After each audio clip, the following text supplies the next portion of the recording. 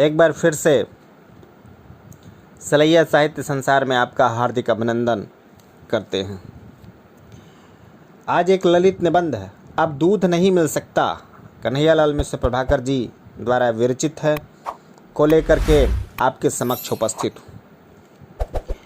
कौशल जी, मैं और विद्यार्थी दिल्ली का लंबा चक्कर काटते दीवान हाल की चौथी मंजिल में अपने प्रवास स्थान पर पहुँचे तो थक कर इतने चूर और निंदियाए कि जी ने कहा, अब हम यहाँ तक आ कैसे गए। हाथ पैर धो जरा ताजे हुए तो भीतर कोई बोल उठा, जरा तो हम दूध पीते। भीतर ही किसी ने पूछा, पीते तो पर लाए कौन। तो फैसला हुआ कि अब दूध नहीं मिल सकता।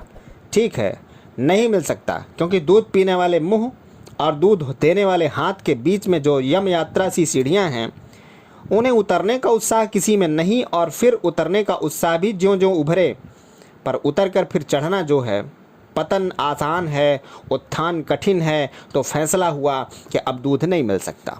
फैसला तो ठीक है, पर फैसले को मन आज मान नहीं रहा। मैं खुद आश्चर्य में हूँ कि आज मुझे हो क्या गया है। मुझ में प्यास न हो ऐसा नहीं, पर कभी किसी प्राप्ति के लिए वह इतनी प्रबल नहीं होती कि मुझ पर छा जाए। निराकुल मन मेरे जीवन में निर्माता का एक वरदान है। मैं अपने से कह रहा हूँ, आज यह वरदान अपनी अमोघता क्यों खो रहा है। और फिर फिसला भी तो एक कुल्हड़ पर। मैं सोच रहा हूँ कि ये समझ भी रहा हूँ, पर प्यास जो एक बार उभर आई तो उभर करके आ गई। कौशल जी का थकान सिनेमा से उतरता है, इसमें कैसे और क्यों की गुंजाइश नहीं। अपनी अपनी मूड है यह तो। वे झटके से एक साथ पलंग से उठे और हमने भांपा, बस जम गया इनका तो सेकंड शो।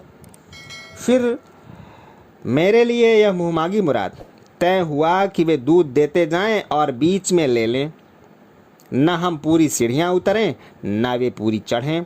मैंने अपने से कहा, हो किस्मत के धनी, चाहा सो पाया, लो आ रहा है दूध। जो चाहा सो पाया। सचमुच खुशी की बात है, पर यह क्या कि कौशल जी आज क्या गए, मेरी प्यासी लेते गए। मैं अपने को बाहर भीतर तलाश रहा हूँ, पर मुझे दूध की वह प्यास कहाँ है कि मैं आकुल हूँ।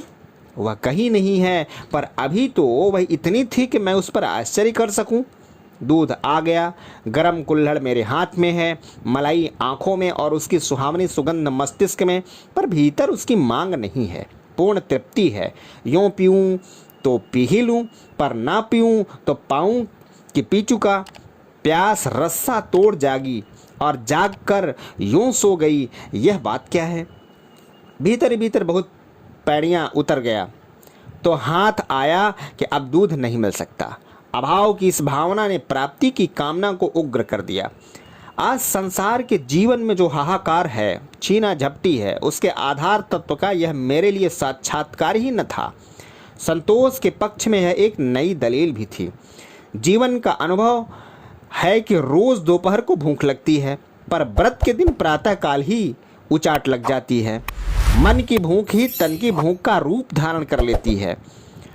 अन्न क्षय वर्धति जाठ राग्नि का कंट्रोल कि चीज़ों को अधिक मांग बढ़ जाने का रहस्य और कंजूस माता पिताओं की संतान के भूखेपन का मर्म ठीक ठीक आज मैंने जाना।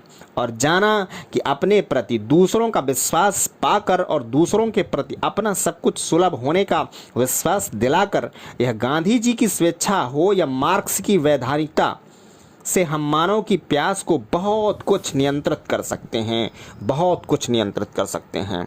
जय हिंद, वंदे मातरम।